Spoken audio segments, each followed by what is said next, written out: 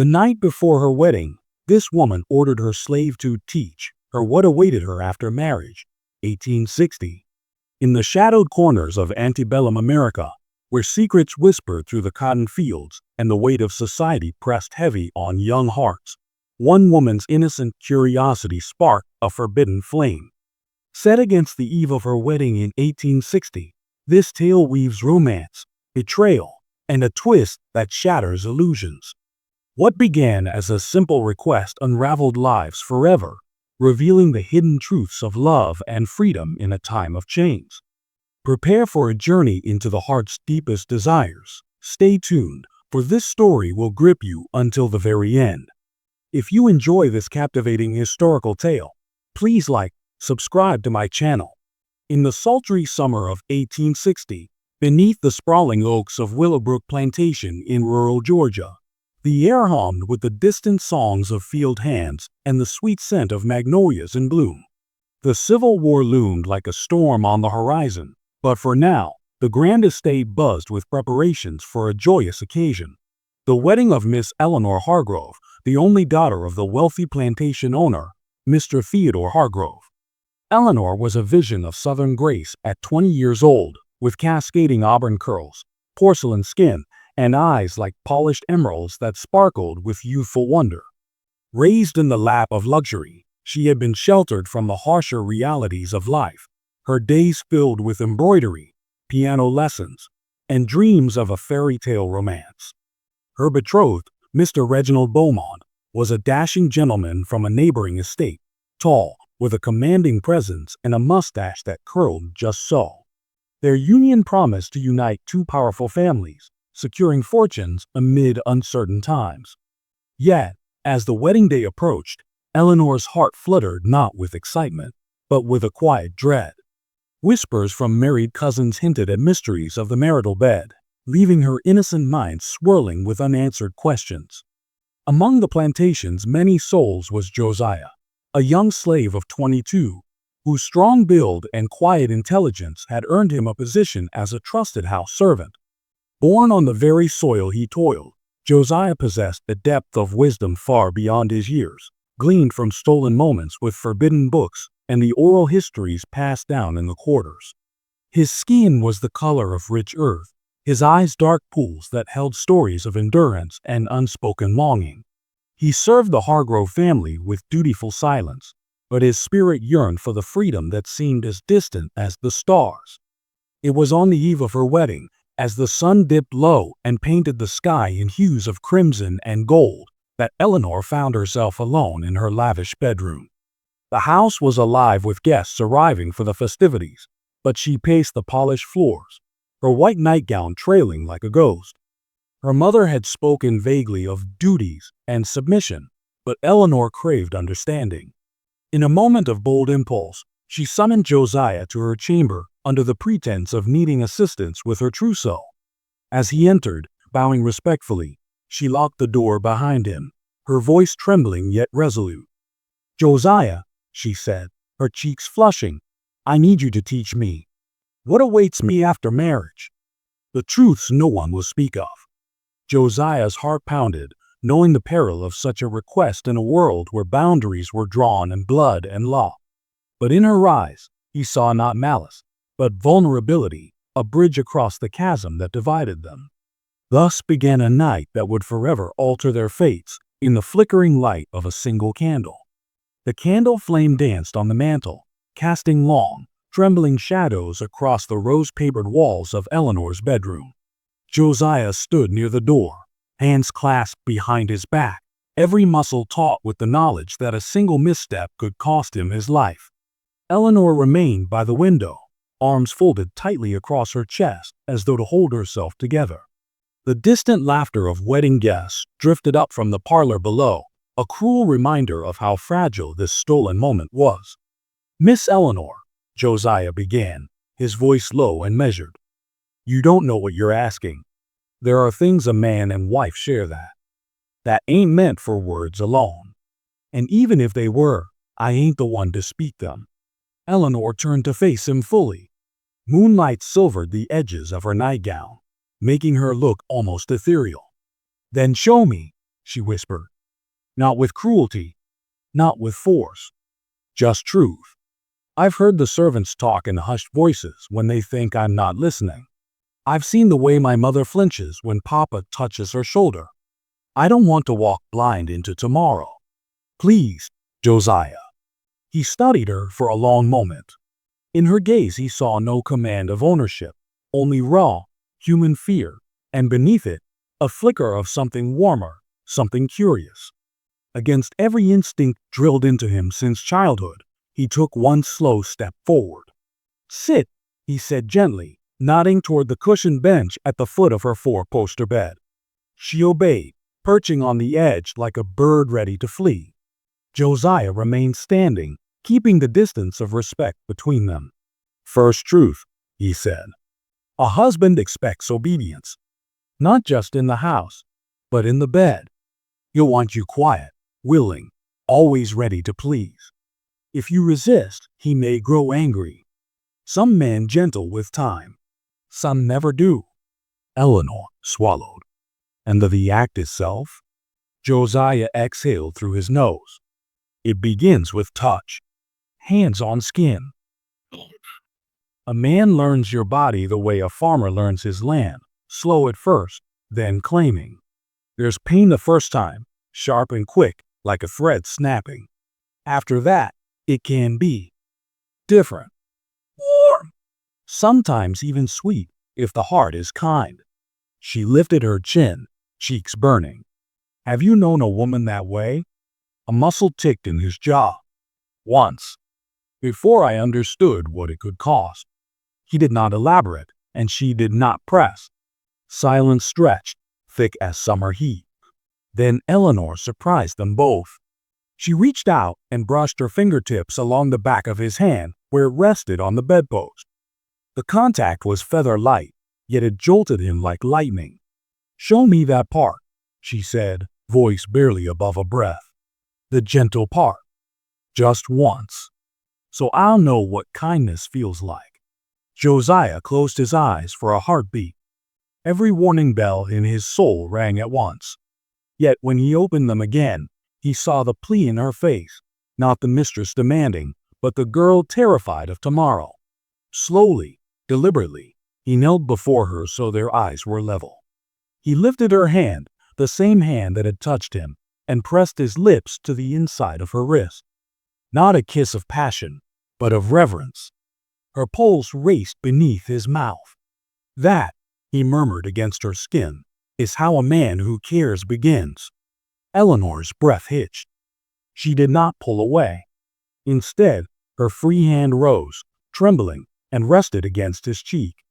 The roughness of his unshaven jaw contrasted with the softness of her palm. For a long minute they stayed like that, two people caught between worlds, suspended in a fragile, forbidden tenderness. Then, from the hallway, came the sound of footsteps and her mother's voice calling her name. Josiah rose swiftly, stepping back into shadow. Eleanor stood too, smoothing her nightgown as though she could smooth away what had just happened. Tomorrow you marry, he said quietly. Tonight. You remember you are more than a bride. You are a woman with a heart. Guard it. She nodded, eyes glistening. Thank you, Josiah. He slipped out the door without another word, leaving her alone with the echo of his warmth on her skin and the terrible knowledge that one night had changed everything. The house slept, but neither of them would close their eyes again until dawn. The clock in the upstairs hall struck midnight, its chimes muffled by thick carpets and closed doors. Eleanor sat motionless on the edge of her bed, fingers still tingling from where they had rested against Josiah's cheek. The room felt smaller now, the air heavier, as though the walls themselves held their breath. She rose and crossed to the door, listening. The house had quieted. Even the last of the late-night card players had retired. Her heart hammered so fiercely she feared it might wake the entire plantation.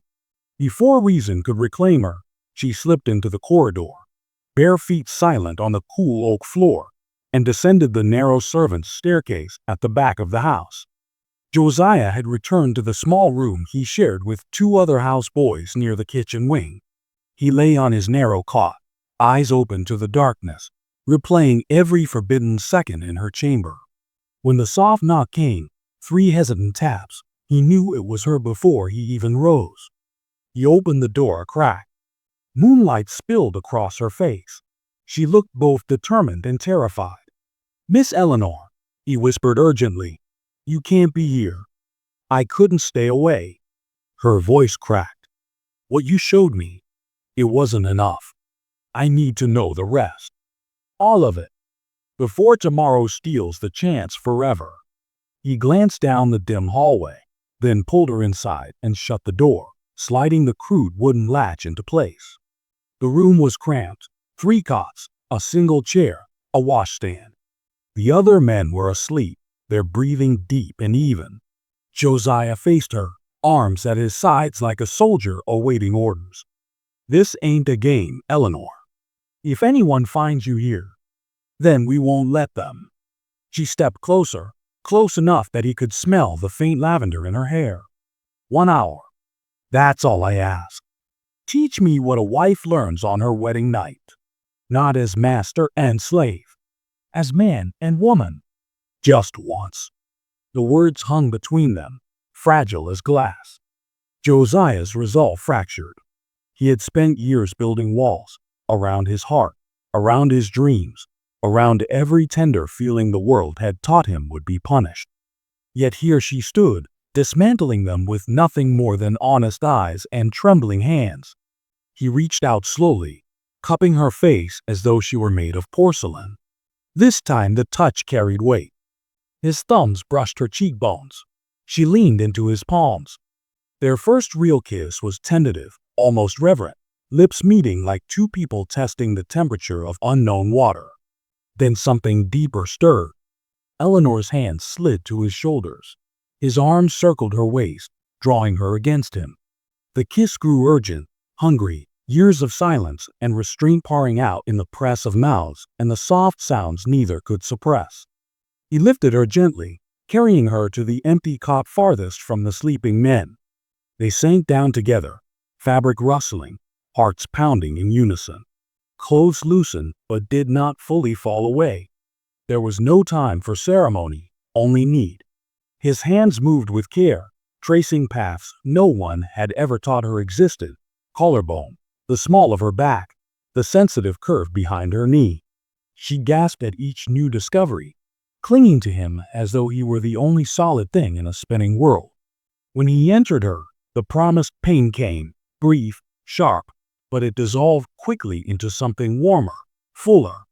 She buried her face against his neck, muffling her soft cries. Josiah moved slowly, deliberately, whispering her name like a prayer between each careful thrust. For those stolen minutes, the chains of their world fell away. There was no plantation, no wedding, no tomorrow, only skin against skin, breath mingling, 2 souls meeting where no one had ever allowed them to meet before. They reached the crest together, a quiet, shuddering release that left them trembling in each other's arms. Afterward they lay and whined, sweat cooling on their skin, listening to the night settle around them. Eleanor traced the line of his jaw with one finger. "I never knew it could feel like that," she murmured. "Like flying and falling at once." Josiah pressed his lips to her forehead. "It don't always. Only when the heart is in it." A floorboard creaked somewhere in the main house, distant, but enough to shatter the spell. Eleanor sat up, suddenly pale. "I have to go back." He nodded, helping her smooth her nightgown, retying ribbons with hands that still shook. At the door she paused, turning back to him. "Josiah, whatever happens tomorrow, I won't forget this. I won't forget you." He gave her the smallest, saddest smile. "And I won't forget you, Miss Eleanor." She slipped away into the shadows. Josiah stood alone in the tiny room, listening to her footsteps fade. Dawn was still hours away, but for him the night had already ended. And somewhere deep inside, he understood that nothing would ever be the same again. Dawn crept over Willowbrook Plantation like a thief, pale light filtering through the heavy drapes of Eleanor's bedroom. She had returned to her own bed just before the first roosters called, slipping beneath the covers as though nothing had happened. But everything had. Her body still carried the quiet ache of what they had shared, a secret branded beneath her skin. She stared at the canopy above her, tracing the embroidered roses with her eyes, willing her heartbeat to slow. Downstairs the household stirred. Maids carried trays of fresh biscuits and coffee. Footmen arranged chairs on the wide veranda for the ceremony. Eleanor's mother, Mrs. Hargrove, swept into the room without knocking, already dressed in lavender silk, her face bright with forced cheer. "Up, darling. The hairdresser will be here any moment. Reginald is asking after you. He's positively impatient." She paused, studying her daughter's flushed cheeks. "You look feverish. Are you well?" Eleanor forced a smile. "Just nerves, Mama. The usual bridal jitters." Her mother patted her hand. "Perfectly natural. Once the vows are spoken, all will settle. You'll see." The morning unfolded in a blur of satin ribbons, pearl buttons, and the scent of orange blossoms pinned into her hair. Eleanor moved through it like a sleepwalker. Every laugh from the arriving guests, every clink of crystal, felt distant, unreal. Her mind kept returning to the cramped servant's room, to Josiah's steady heartbeat against her ear, to the way he had whispered her name as though it were something holy. She caught glimpses of him throughout the preparations, carrying silver trays to the long tables, directing the younger boys with quiet authority, his face carefully blank. Once their eyes met across the crowded foyer. For a single heartbeat, the world narrowed to just the two of them. Then he looked away, shoulders squaring as though bracing for a blow. The ceremony took place beneath a white gazebo draped in ivy and roses. Reginald stood tall and proud in his charcoal suit, smiling with the easy confidence of a man who believed the future belonged to him. When Eleanor walked down the petal-strewn aisle on her father's arm, the guests sighed in admiration. She was beautiful, radiant, the perfect Southern bride. She repeated the vows in a clear voice that betrayed nothing. "I do." The words tasted like ash. As Reginald slipped the gold band onto her finger, she felt the weight of it, not just metal, but chains of expectation, duty, forever. She glanced once toward the edge of the garden where the house servants stood in a respectful line. Josiah was there, head bowed, hands clasped behind his back. Their eyes did not meet this time. They could not afford to. After the kiss, brief, chaste, tasting of nothing, the crowd applauded. Champagne corks popped. Music swelled from the string quartet. Eleanor allowed herself to be swept into congratulations, embraces, toasts. She smiled until her cheeks ached. Late in the afternoon, as the sun dipped toward the cotton fields, she excused herself to the house, claiming a moment to freshen up before the evening dancing began. Instead, she slipped through the back corridors to the kitchen wing. Josiah was alone at the pump, rinsing glasses. He froze when he saw her in her wedding gown, veil trailing like a ghost behind her. "You shouldn't be here," he said, voice rough. "I had to see you. Just once more." He dried his hands slowly on a rag, eyes tracing the lace at her throat, the flowers in her hair. "You're married now, Miss Eleanor. That changes everything." "Does it?" She stepped closer. "In here," she touched her chest, "nothing has changed." He looked away, jaw tight. "It has to. For both our sakes. If anyone suspects, I know the danger." Her voice trembled. "But I couldn't let today end without telling you. I love you. Not as a mistress loves a servant. As a woman loves a man. And I will carry that with me, always." Josiah closed his eyes. When he opened them again, they shone with something raw and unguarded. "I love you too," he said quietly. "More than I ever thought I could love anything in this world. But love don't change the law. It don't change the whip, or the auction block, or the fact that tomorrow you'll be sleeping in his bed, and I'll still be here."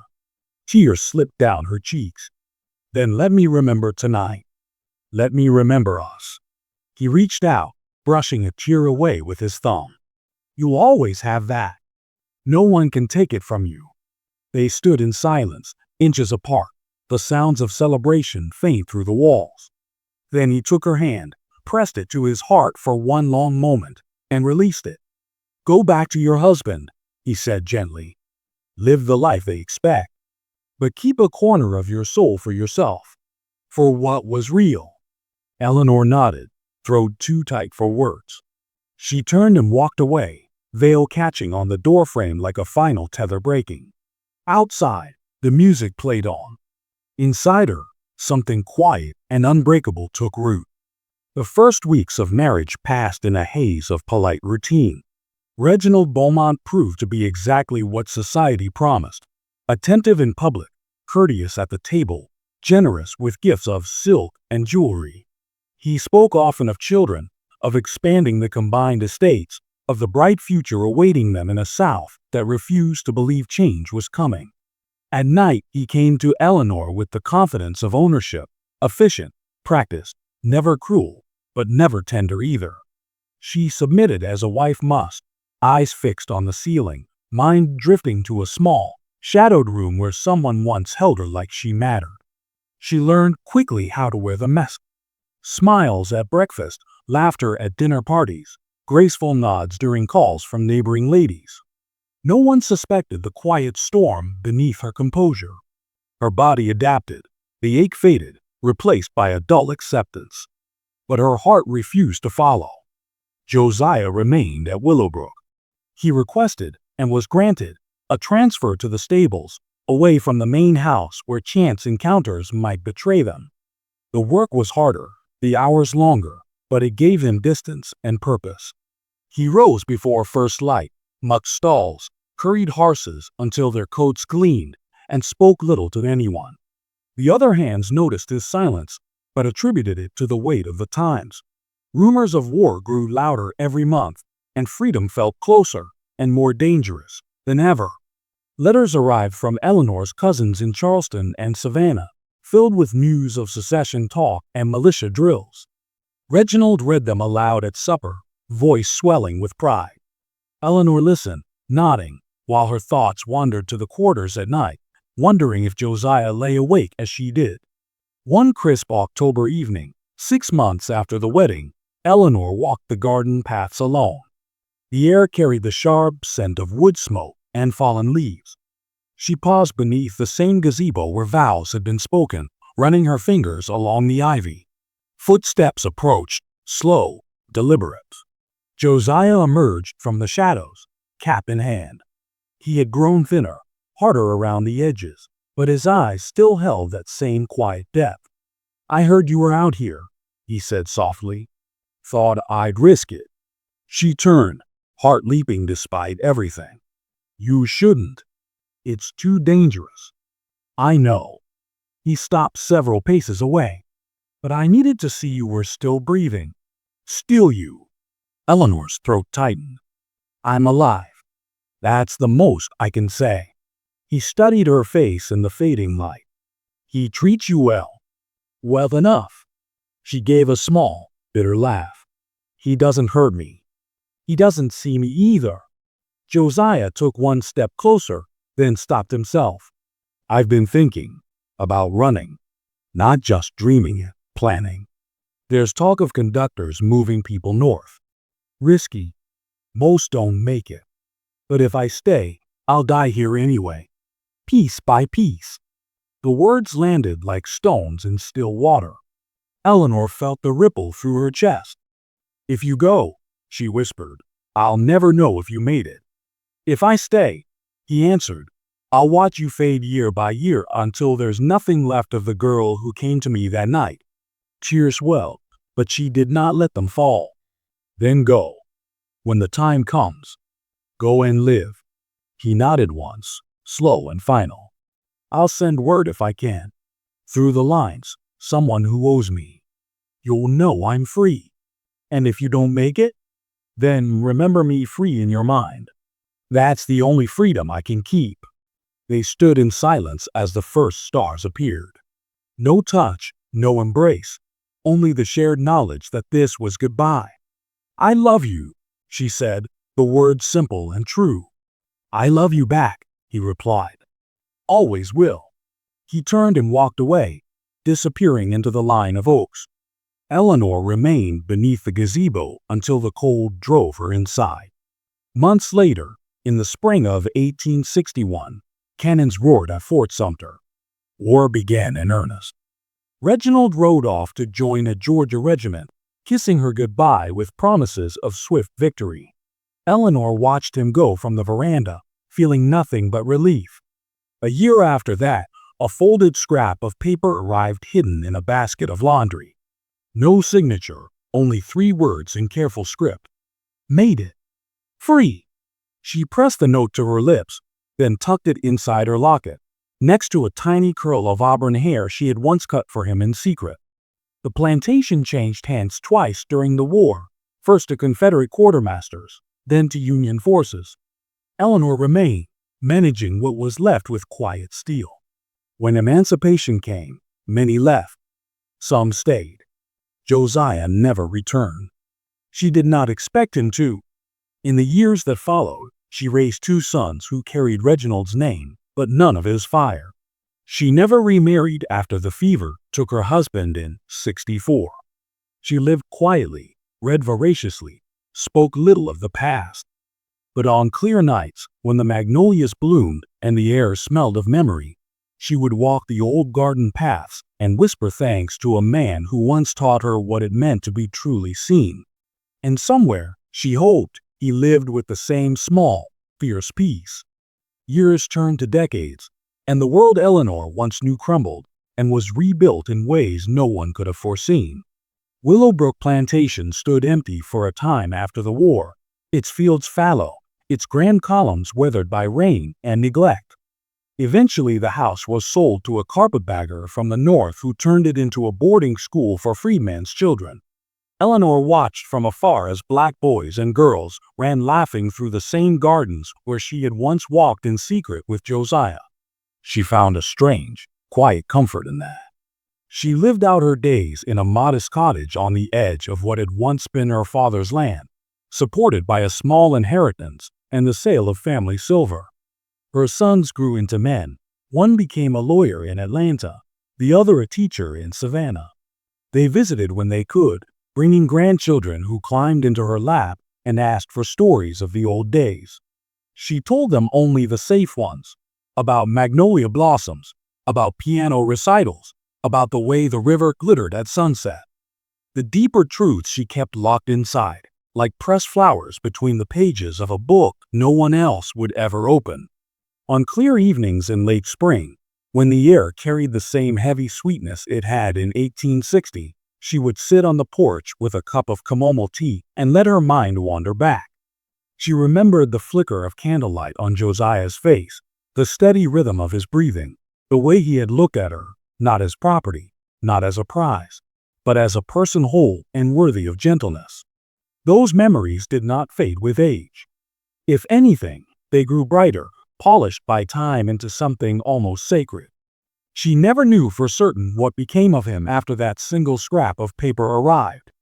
Rumors reached her over the years, whispers of a man matching his description working the docks in Philadelphia, then moving west to Kansas with the Exodusters, building a life where his children could learn to read without fear. She chose to believe those stories, not because they could be proven, but because they felt true in her bones. In her imagination, he lived long, loved again, perhaps raised a family who never knew the weight of chains. She hoped he sometimes thought of her the way she thought of him, not with regret, but with gratitude for the brief, blazing proof that love could exist even in darkness. Eleanor died peacefully in the spring of 1902, at the age of 62. Her sons found the locket still around her neck, the tiny note folded inside beside the lock of hair. They buried her beneath the oaks near the old gazebo, though the land had long since passed from family hands. No marker mentioned the night that changed everything. There was no need. The story lived where it always had, in the quiet spaces between words, in the courage it took to claim one moment of truth in a world built on lies. And somewhere, perhaps in the rustle of cottonwood leaves or the low call of a night bird, two souls who once touched across an impossible divide still carry the echo of what they dared to feel. Not as a warning, not as a tragedy, but as a reminder. Even in the hardest times, the human heart can find a way to be free. Thank you for listening to this complete tale. If it moved you, stirred your thoughts,